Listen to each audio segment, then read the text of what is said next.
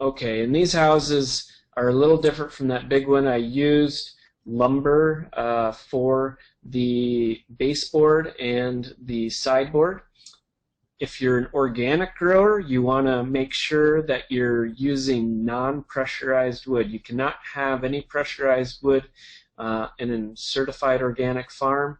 If that wood is in contact with soil, that's going to be growing crops that you're going to harvest. So we have had to come back and replace some of those baseboards, mostly just the wood that's in contact with the soil. So, you know, when we started looking at that, we've been in it for 10 years. We're just now starting to have some rot that we're replacing. So you can find red fir, cedar will really help add some length to the durability of that wood.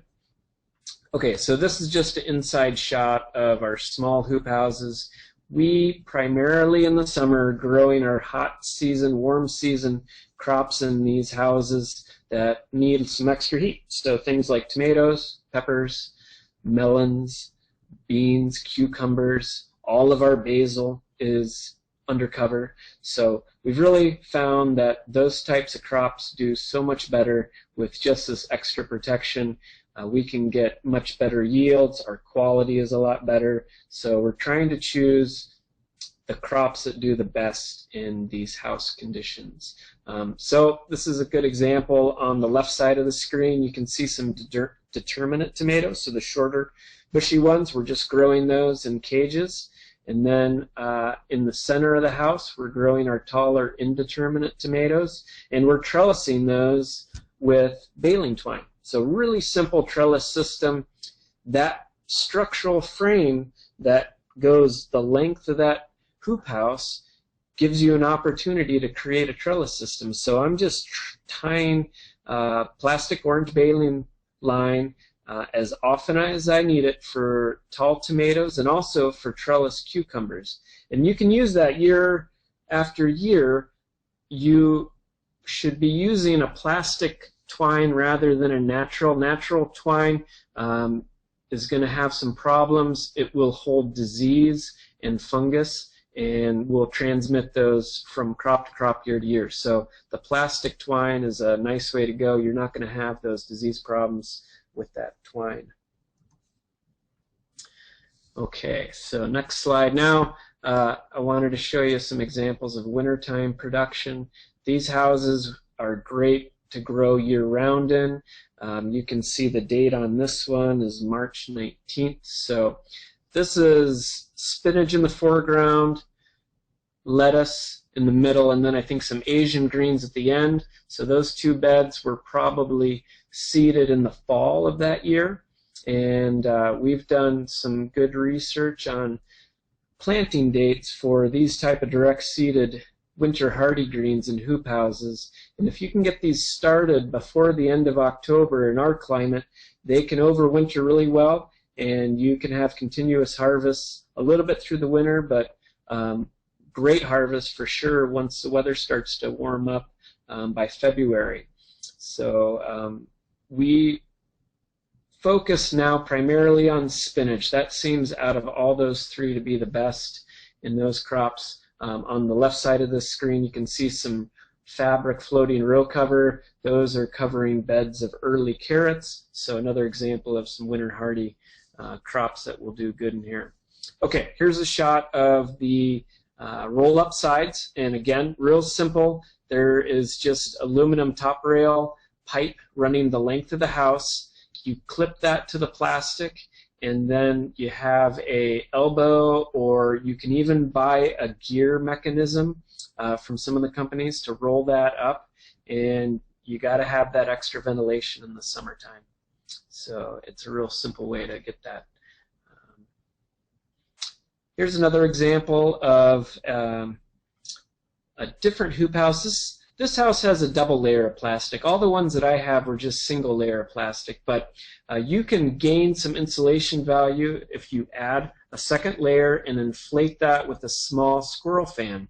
And there's kits that allow you to do that, so you got to have electricity to do this.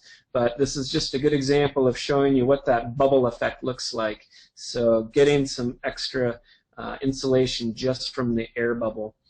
You can see at the far end of this house there are vents and fans. So with these inflated houses, you're probably not going to be doing the roll-up sides, so you got to have a way to ventilate that.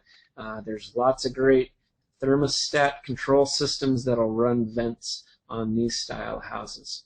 And then again, you can see they're using raised beds in here. And this is a greenhouse in Wyoming, western Wyoming, about 6,000 feet, and they actually buried water lines in those raised beds and were heating those from a external wood-fired boiler and then running that through there for some nice bottom heat in those beds. So really neat, innovative way to easily add some heat to a house like that.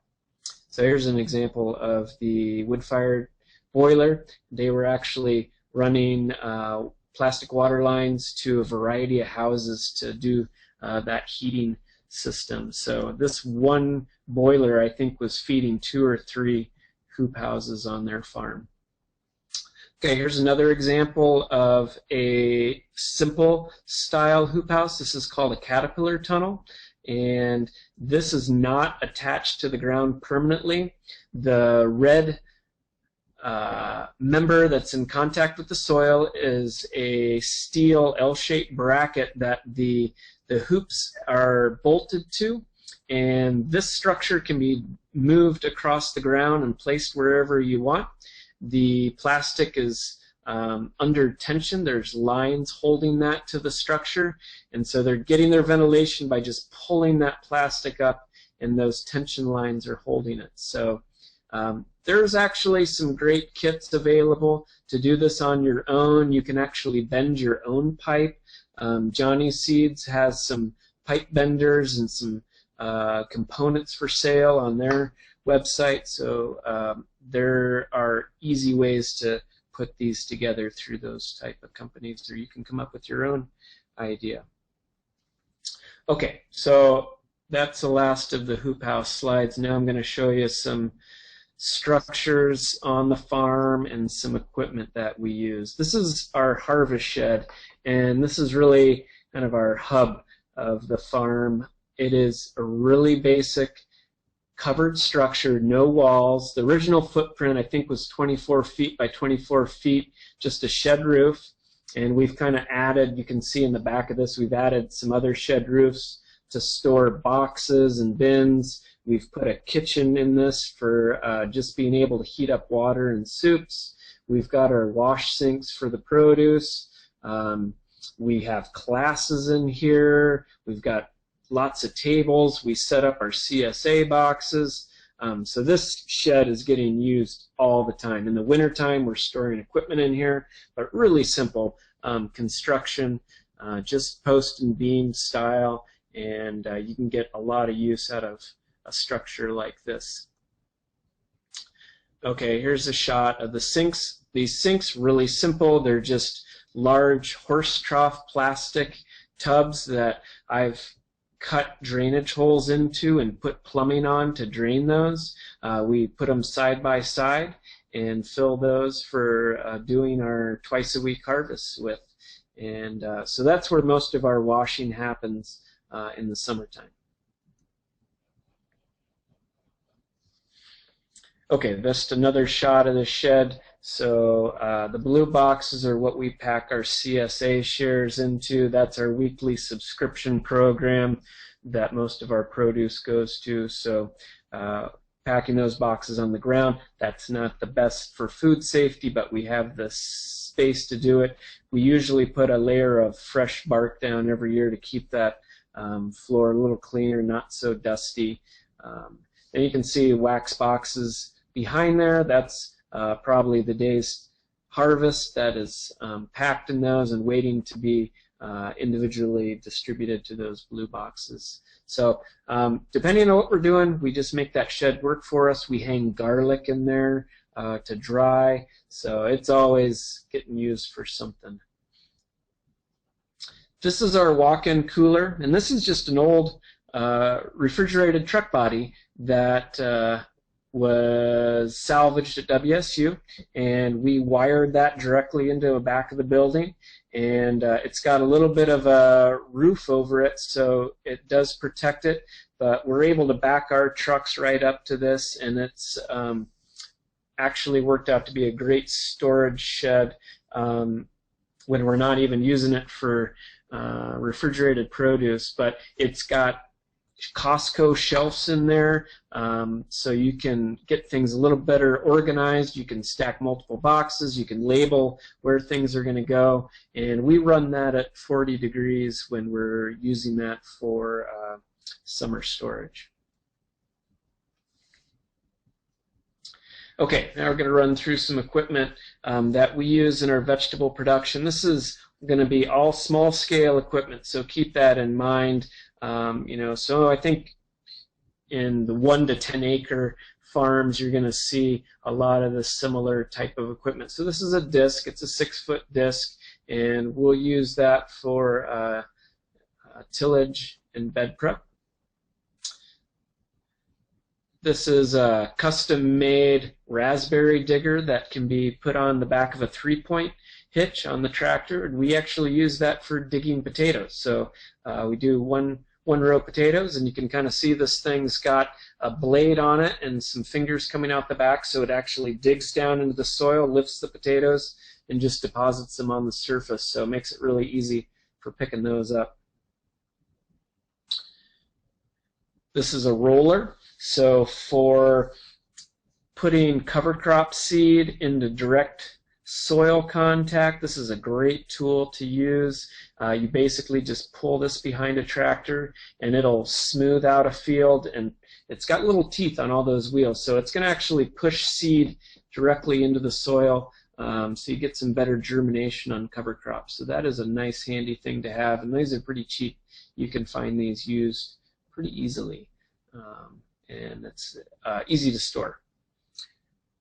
Okay, this is a flail mower and a type of mower. There's two main types of mowers out there. Rotary mowers are going to be like your home lawnmower with a blade that spins parallel to the ground, and it's usually got 1 or 2 big blades. Now this is a flail mower, and the difference with this one is it has knockers or some cutters that actually spin around an axle that goes across this. Okay, so this shot shows those parts underneath, and it's a great mower if you're trying to really chop up material in your crop field. So cover crops, standing corn stubble, you run this over that, it'll cut grass fine. Anything it goes over, it's just going to pulverize. So it often is used to cut a material that you're wanting to till back into the soil, and it'll speed up that process a little bit by chopping it up into smaller pieces. So that's a great mower. Rotary mowers are really good too. Here's our old manure spreader. We use this at least once a year to spread compost on the farm, and this is just an old John Deere. We kind of keep it going, and these are you can find these used, you can find them new, and it's a handy way to spread that loose compost or manure material. Okay, here is a drip tape dispenser and a bed shaper all in one. So this is a piece of equipment by I believe it's Buckeye Tractor Equipment, and they have a lot of nice small scale tractor equipment ideally set up for vegetable growers. This one's pretty cool. Down below it's got some discs that will shape a bed, meaning it'll pull soil from the pathways and make a shaped bed, and you can customize that however wide you want, and then you can put rolls of drip tape on top of that, so you're accomplishing potentially 2 things in one pass with a tractor. So if you're getting to the point where you're going to a mechanized setup, you always want to be as efficient with your tractor passes as you can. So this device can lay down 2 rows of drip tape in a pass as well as doing the bed shaping. So that's pretty